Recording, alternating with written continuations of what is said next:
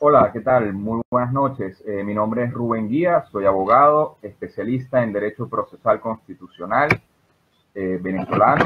Primero que nada, quiero agradecer al Instituto Latin Juris por esta actividad tan importante para la región latinoamericana y muy agradecido por estar brindándole esta oportunidad a todos los juristas de la región y en especial por hacerla en homenaje a mi país, Venezuela.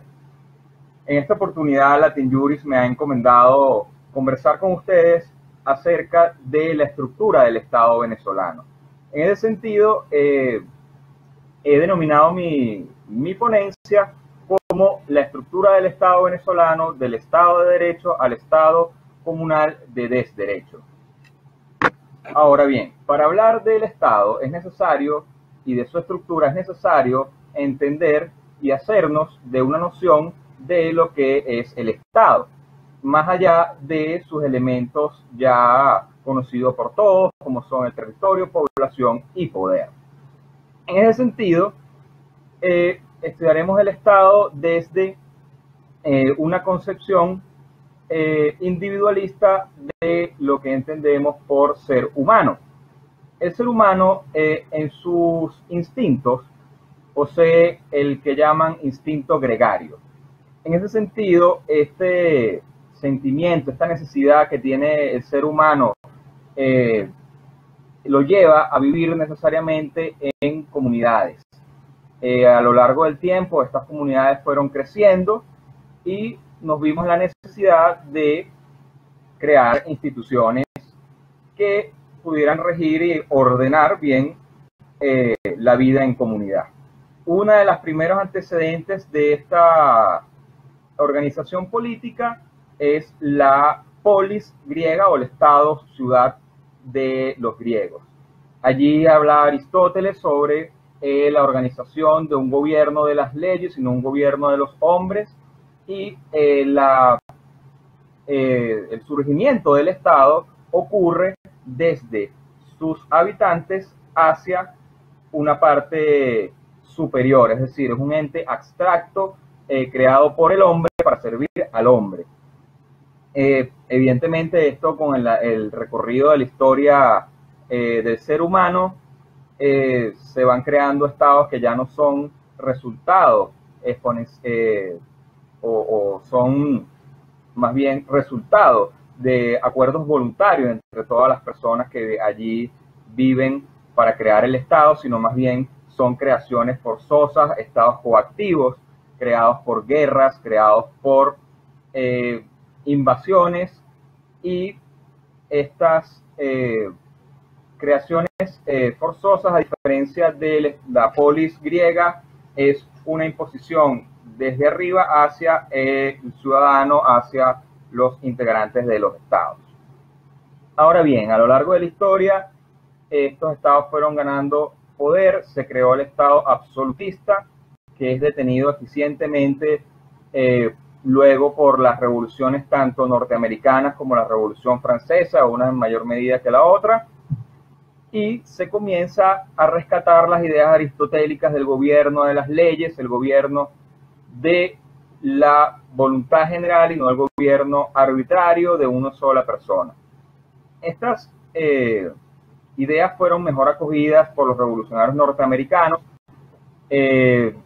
creando así lo que es hoy los Estados Unidos de Norteamérica, donde se acogió y se dio base a lo que entendemos por constitucionalismo hoy en día. Lamentablemente esto no ocurrió así, sino hasta en Europa, sino hasta que ocurrieron los lamentables hechos de la Segunda Guerra Mundial. Ahora bien, visto este panorama genérico de lo que del Estado, debemos ahora sí dar nuestra noción de lo que es el Estado. Pues bien, el Estado es la situación fáctica en la cual sus integrantes autodeterminan las normas por las cuales se van a regir las relaciones entre los individuos y el Estado. Este último debe estar evidentemente bien ajustado, bien controlado por el derecho, si no estaríamos ante un estado de cosas y no ante un estado de derecho real y constitucional como hoy en día lo entendemos. Pues como cuando hablamos de lo que es el Estado y todas aquellas teorías generales del Estado que existen, nos conseguimos con diversos conceptos, diversas formas de ver a esta institución humana, y entre ellas quiero destacar dos. Una de ellas es el Estado liberal y la otra es el Estado total o Estado totalitario. Pues el Estado liberal consiste en aquel que reconoce los derechos individuales, estipula la separación de poderes y da base fundamental de su existencia en el Estado de Derecho. ¿Qué quiere decir esto en la práctica? Quiere decir que los derechos individuales son instrumento de defensa de todos los ciudadanos contra los poderes del Estado y contra los terceros que ilegítimamente pretendan hacer daños en sus esferas de derecho. La separación de poderes sirve para controlar el poder arbitrario de las otras ramas del derecho y se divide, bien sea con los tres poderes clásicos de Montesquieu o con una división político-territorial, y encontramos allí los estados federados, los estados confederados y entre otros, donde conviven dos soberanías en un mismo estado. Para entender el Estado liberal hay que entender las nociones que de este Estado habla John Locke en el segundo tratado sobre el gobierno civil, que estipula que el Estado es aquella situación en la cual se reconocen los derechos del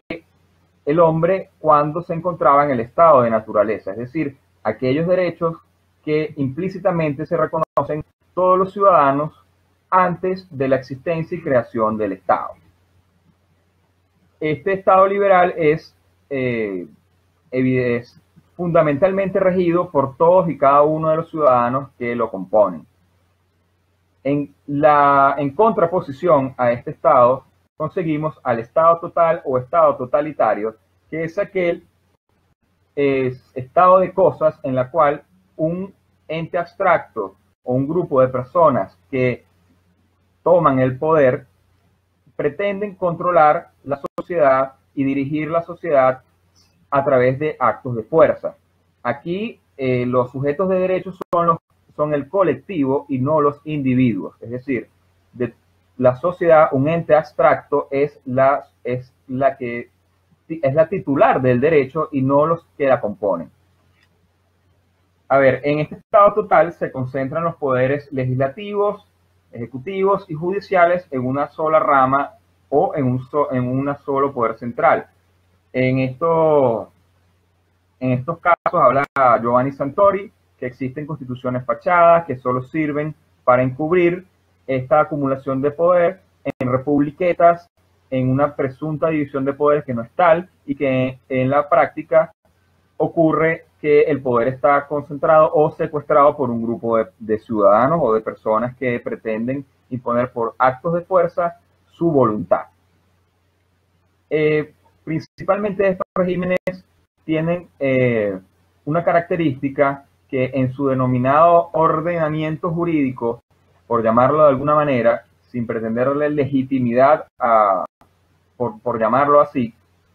están redactadas de una forma extremadamente abstracta en la cual se puede aplicar el derecho de forma manipulativa y conveniente según las situaciones que se presenten a lo largo del desarrollo de este Estado totalitario. Pues bien, visto estas nociones de Estado, ahora sí conviene hablar sobre el Estado venezolano y su estructura y qué está pasando hoy en día en Venezuela con la crisis y de violaciones de derechos humanos que hemos venido sufriendo todos los venezolanos. Pues bien, el Estado venezolano se constituye como un Estado social de derecho y de justicia. Además de ello, es un Estado federal, todo ello contemplado en los artículos 2 y 4 de la Constitución respectivamente. Además de ello, está compuesto por dos grandes ejes. Uno de ellos es el eje vertical, en el cual encontramos el poder público nacional, luego el poder público estatal y por último, en el último escalafón, el poder público municipal. Cabe destacar que las competencias del poder público nacional en su jerarquía máxima están redactadas en la Constitución de una forma que pareciese a primera vista intencionada para concentrar poder en él, ya que están redactadas de forma muy abstracta y de hecho en la práctica lo que ha sucedido a través de la Sala Constitucional, que es el tribunal que se encarga de dirimir las controversias constitucionales en nuestro país, es que cuando haya habido conflictos de competencia, esta sala ha decidido a favor del poder central, violando el principio de la descentralización a la cual hace referencia el artículo 4 ya mencionado. El otro eje horizontal está compuesto ya por los poderes clásicos de Montesquieu, que son el poder ejecutivo, el poder legislativo y el poder judicial. Estos poderes se les suman dos poderes más, que son el poder ciudadano y el poder electoral. Estos poderes adicionales que no están contemplados en casi ninguna constitución, para no afirmar que en ninguna constitución del mundo, tienen su antecedente en 1819 en la constitución de la ley fundamental de Colombia, que dio origen a la ley, a la Gran Colombia, en la época de Simón Bolívar. Asimismo, el poder moral republicano, que esto sería el poder ciudadano en este caso, también haya sus antecedentes en la Constitución de Bolivia de 1826, igualmente escrita por Simón Bolívar. Ahora bien, ¿qué competencia tiene el poder legislativo? Legislar y controlar políticamente. El poder ejecutivo está sometido, en teoría, a las órdenes que de la Asamblea Nacional emanen. El tribunal dirime controversias intersubjetivas y controversias de el Estado contra los particulares, o bien sea conflictos de índole constitucional en su sala constitucional. ¿Qué se encarga el poder electoral? Bueno, de todos aquellos procedimientos de carácter electoral, y el poder ciudadano está compuesto por un Consejo Moral Republicano, al cual haremos referencia en su triste papel en la actual situación venezolana, ya que este Consejo Moral Republicano, que constituye el poder ciudadano, tiene la simple facultad de hacer consenso con la Asamblea Nacional para nombrar tanto los rectores del poder electoral como los magistrados del Tribunal Supremo de Justicia. Es el caso que, una vez rescatada en el año 2015 la Asamblea Nacional del Poder Totalitario y tomada allí en mayoría calificada por parte de los factores democráticos de mi país, desde 1999, con la Asamblea Constituyente anterior de ese mismo año, se secuestraron los poderes bajo la excusa de que había una crisis institucional, y entonces esos poderes siguen secuestrados a lo largo de este tiempo hasta hoy, y el poder ciudadano, que es el encargado de hacer consenso con la Asamblea Nacional Legislativa, ha impedido que la Asamblea Nacional constituya nuevos poderes, nuevas figuras en el tribunal, en el poder electoral, y ha, de una manera u otra, truncado los cambios políticos necesarios, con lo evidente conflicto que ha ocurrido a raíz de esa situación. En consecuencia, se ha desatado una serie de jurisprudencias por parte de la Sala Constitucional, en la cual han vaciado de contenido tanto los estados, los municipios e incluso ya en estos últimos años a la Asamblea Nacional, concentrando así en definitiva todos los poderes en el Ejecutivo Nacional, consolidándose así la teoría que han venido manejando desde ese mismo tribunal, la teoría de Carl Schmitt, donde el Führer es el encargado de coordinar el Estado, coordinar aparte del Estado, la sociedad, y así imponer su pensamiento y su forma de ver la sociedad y el derecho. Pues bien, en este punto, en la que estamos en Venezuela, que no tenemos constitución, no tenemos Estado y no tenemos derecho, hay un antecedente que presumimos es el que será usado para redactar la usurpación constitucional que está ejerciendo la Asamblea Nacional Constituyente hoy en día, que son las leyes del poder popular promulgadas en el año 2010. Este cuerpo normativo lo que busca es que la ciudadanía ejerza el poder popular, que no es más que un eufemismo para no llamarlo por lo que es una turba montonera, ya que esta ley de comunas o esta ley de poder popular está controlada en primer término por el Ministerio de Comunas, el cual está adscrito evidentemente al Poder Central, está conformado por una serie de personas que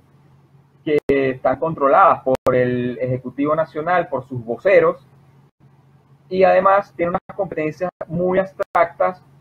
a la hora de llevar en práctica y ejecutar sus funciones. Veamos qué es lo que considera esta ley por comuna o por comunidad, y me permito leer, y dice así: se define a la comuna como el núcleo espacial básico e indivisible constituido por personas y familias que habitan en su ámbito geográfico determinado, vinculadas por características e intereses comunes que comparten una historia, necesidades y potenciales culturales, económicas, sociales, territoriales y de otra índole. Es decir, cualquier cosa, cualquier persona puede ser una comuna, nunca sabemos cuándo estamos en presencia de una comuna o no, y lo que ha sucedido en la práctica es que cuando al Poder Central no le ha convenido que la sociedad civil cree su comuna, a través del Ministerio de Comunas, valga la redundancia, ha soslayado esa oportunidad, no otorgándole el registro a la comunidad. Ahora veamos de qué se encarga esta famosa comuna. Pues, entre otras competencias, que valga afirmar y valga resaltar que están todas redactadas de una forma bastante abstracta, en la cual no se sabe con exactitud cuál es el papel de estas personas y qué es lo que van a hacer, sino que simplemente en la práctica lo que sucede es que por conveniencia actúan de una forma para que no se vea que son las estructuras del Estado actuando en contra de los derechos y vulnerando así todas las garantías constitucionales. Pues bien, y me permito leer nuevamente: son competencias de las comunas, de las comunidades, asumir atribuciones y competencias en prestación de servicio y ejecución de obras, ejercer la Contraloría Social con énfasis en la economía y el sector privado, promover e impulsar los valores socialistas. Esto no quiere decir que pueden hacer prácticamente cualquier cosa. En la práctica ha sucedido que han usurpado las funciones de los alcaldes, de los gobernadores, se le entregan los recursos a las comunas para no entregarlos a los alcaldes de oposición, a los gobernadores de oposición. Todo ello con la excusa de que manejan intereses contrarios a los de la revolución, contrarios a los del pueblo, que bastante ha sido manipulado el concepto de pueblo. Algunas veces sirve para determinado grupo de personas y otras veces no. Entonces, esto evidentemente es una flagrante violación a la Constitución, ya que la Constitución establece los órganos constitucionales que van a encauzar la ejecución de obras, de servicios públicos y de Contraloría.